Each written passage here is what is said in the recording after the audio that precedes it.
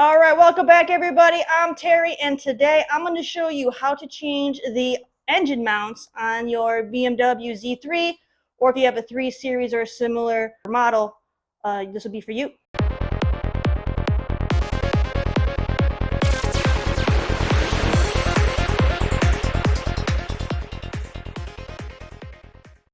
All right everyone, so I have a 2001 BMW Z3. It has the M54 engine. Now this is going to apply for those of you who have a 4-cylinder or the straight 6. It's going to be about the same. So if you have a Z3 or an E36, E46, the process is going to be pretty much the same. The only difference will be you might have a heat shield difference or a bracket that you might have to work around. Otherwise, it should be pretty much the same. All right, so starting off, I went ahead and I got some brand new engine mounts. These are Vaico brand, and I got these off of Rock Auto. And now these are going to come either standard full-on rubber, or you're going to have hydraulic mounts. I went ahead and got the hydraulic ones. Those are going to last longer than the rubber mounts, and this way once they start to go bad, they'll start leaking the fluid, and that'll be an easier way to know when your mounts are bad. All right, so some of your kits are going to come with replacement lock nuts. Mine do not. Now, it is suggested to replace them. I've already checked the forums, and there have been plenty of guys who have reused their old ones, and they said it was fine. So I'm going to reuse mine. I'm just going to make sure they're good and tight so I don't have any issues. But if you're concerned, then just replace them. All right, so you can see I already got my car up. I got ramps under the wheels, and I'm also on stands, so she's good and safe. Now, if you're doing your engine mounts, the only thing you're required to remove is your clutch fan. Mine's already gone. I deleted it.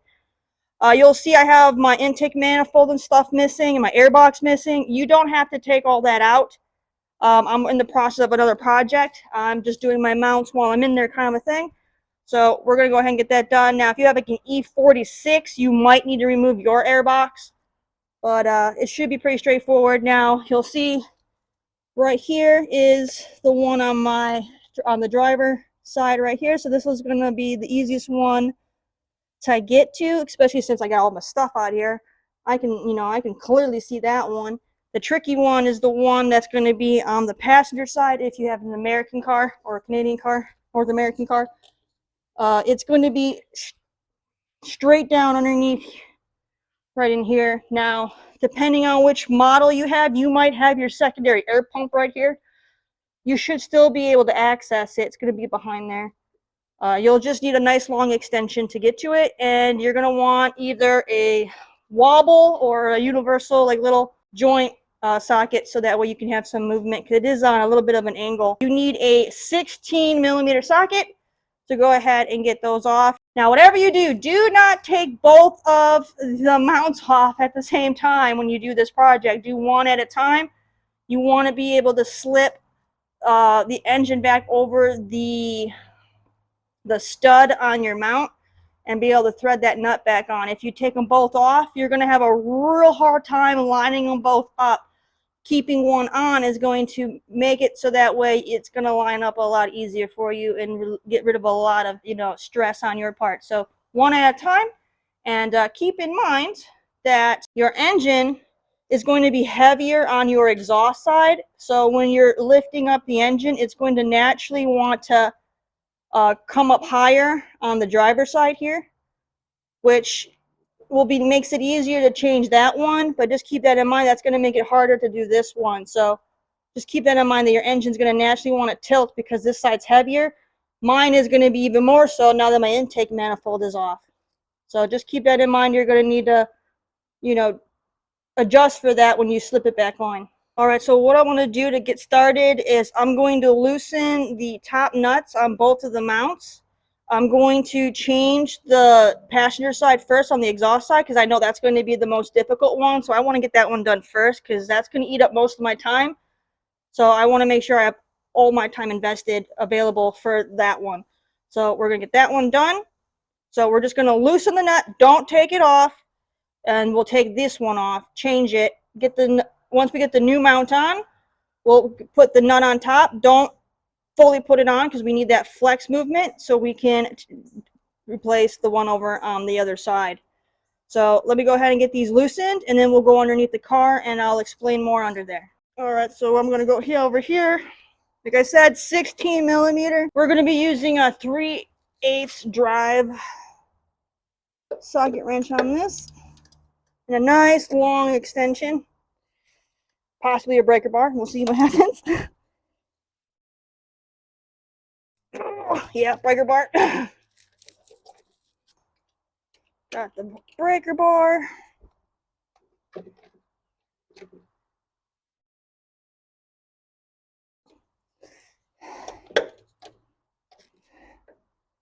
Got too much flex. Oh. And she's loose.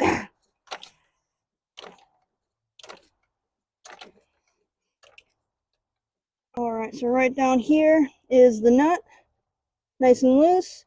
Now remember, we're not fully taking this off.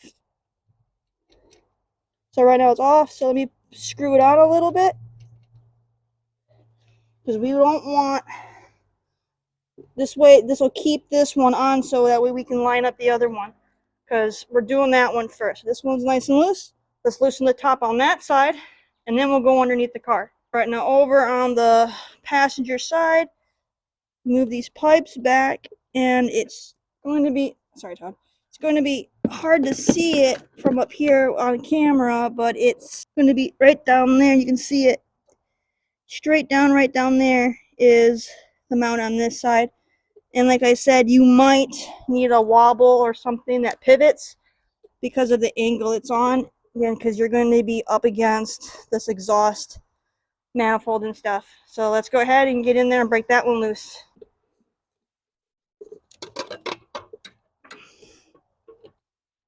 Now you're going to want to pull towards you, because otherwise you're going to be putting a lot of force on this really thin aluminum on the side here. So don't do that. And don't punch your friend in the face.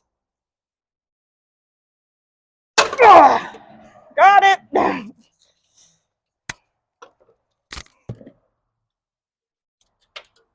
And we got her.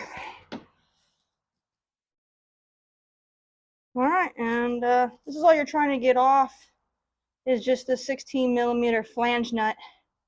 So, all right, one's loose, this one's off. Now the fun part, let's go underneath the car. So there's the engine mount on the right-hand side, which would be the passenger side for a North American car. All you got to do is you're going to go right through the center hole here on your control arm and go straight up in there to get that. And if you look, you can see my mounts. They're pretty cracked. Once I get one of these off, we'll be able to compare it with the new one, so you can see how over time they'll start to shrink in size. They start to cave in on themselves. And you'll also see on this exhaust side, there's this metal right here that's like a heat shield. That'll be bolted on from the top and kind of just hangs on there. So we'll have to take that off as well. What I'm going to do is on the driver's side, right over here, I'm going to break this one loose just so it's ready, so that way we still have the full weight of the engine, down there, so I can break that one loose. And then we'll go ahead and remove the one over here and get this mount changed first. So let me go ahead and get set up for that. All right, let's crack this loose.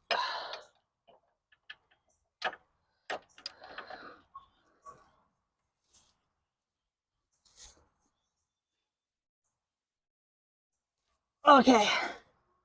That one was nice and easy compared to the top. All right, now I want to go ahead and loosen the one on the other side real quick. I'm not going to film that. You guys got the gist how to loosen a bolt. All right, so now we're going to go ahead and remove this one now that the other one's loose.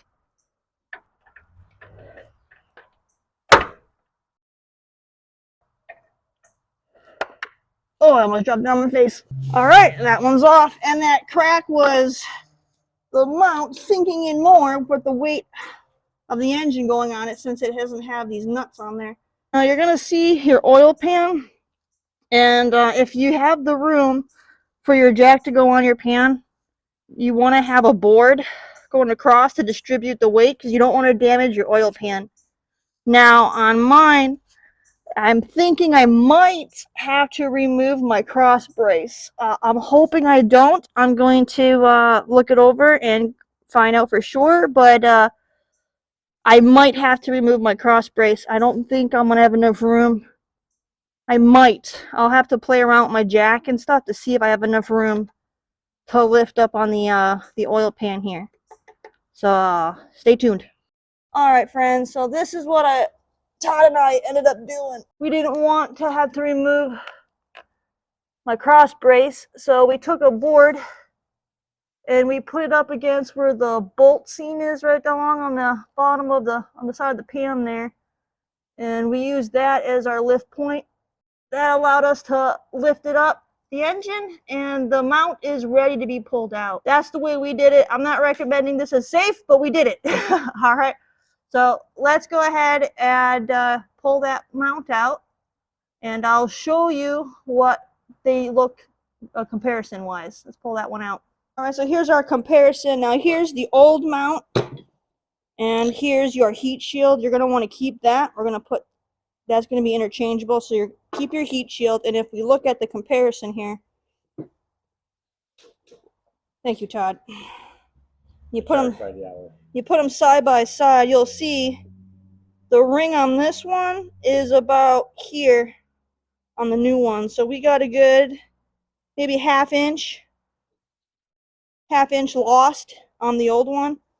So definitely need to change these. So yeah, over time these are just going to keep compressing in more and more, and then after they get in so far, that's when your vibrations of your engine are going to start moving around, and then your fan's going to hit stuff, and you're going to have a whole slew of problems. So this is definitely one of those maintenance things you should definitely do. If you're already doing a lot of work in your engine and stuff, go ahead and swap out these mounts. They're over 20 years old, so more than likely you have the original ones on. Swap them out. Just get it done. Better than your engine vibrating and then you have a lot of damage done. So that's it. So then all you gotta do is you slip your shield back on. You put this in, and there's this little nub on the bottom. There's going to be a spot on the bottom that sits in, so make sure you have that sit in before you start putting the engine down. You want to make sure that's in so this doesn't spin. All right, one done. Let's get this one in, and then we can get the other one. All right, I got the new mount set up. I got my heat shield on. Now you'll have to check your orientation of which way your shield is on in case you have it locked in the wrong slot. You'll have to rotate it. But let's go ahead and get the mount seated in. Make sure that little nub down there is seated in properly, and then you can adjust your shield to make sure that's on the right direction. All right, let's get under there and get this in. The mount is going to sit right up there. There's two little holes there. One of them is where that little nub is going to sit.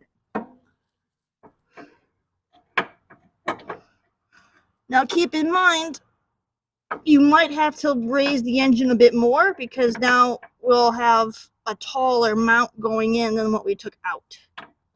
So just try to get it seated in and just keep an eye on where your two holes are. And up here's where the top mounts.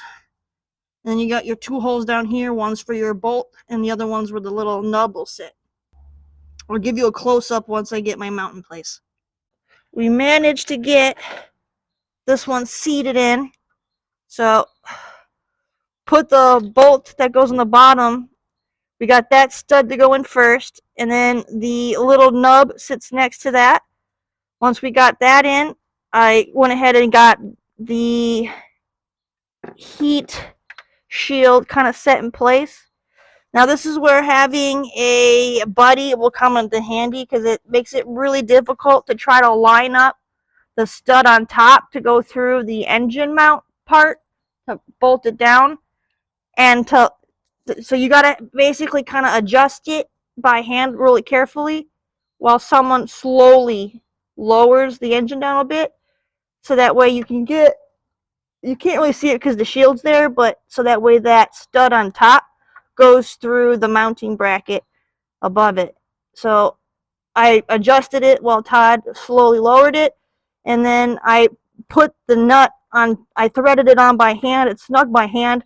It's still got some play in it because we don't want to tighten that down yet because we still got to change the other one. And then once they're both replaced, then we can tighten them all down. Get all the nuts on, tighten them nice and snug, then drop the engine down, and then make sure everything is good and torqued to spec. So this one is at least seated in place and ready to go. Now we can move on to the other side. All right, we managed to go ahead and swap out the other mount. This one was a lot easier to do since we were able to pull it out from above, since I have so much stuff already removed. Yeah, we just very carefully lowered the engine until that seated, the bolt went through the bracket. And then once that went through the bracket, Todd put the rest of the weight of the engine down.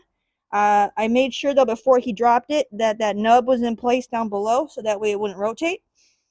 And put the weight down. Now everything is threaded on hand tight. So all we gotta do now is torque everything down to spec, and these are supposed to be 45 Newton meters. That translates to about 33 pound-feet. Depending on which car you have, your torque spec could range anywhere from 35 to 45 foot-pounds. So go ahead and make sure you research what your spec is. But I'm going to just go ahead and put mine to 35. Go a little extra since I'm reusing the old nuts.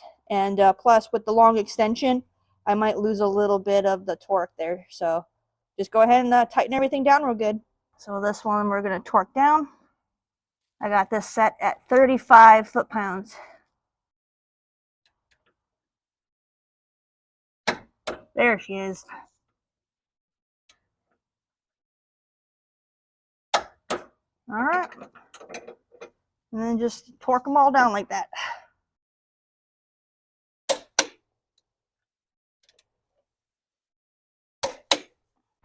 All right, there you have it. That's how you go ahead and get the engine mounts replaced on your BMW Z3. Now, once again, if you have a E36 or an E46 or a different model, there may be some differences, but thankfully, the Z3 is very easy to swap out.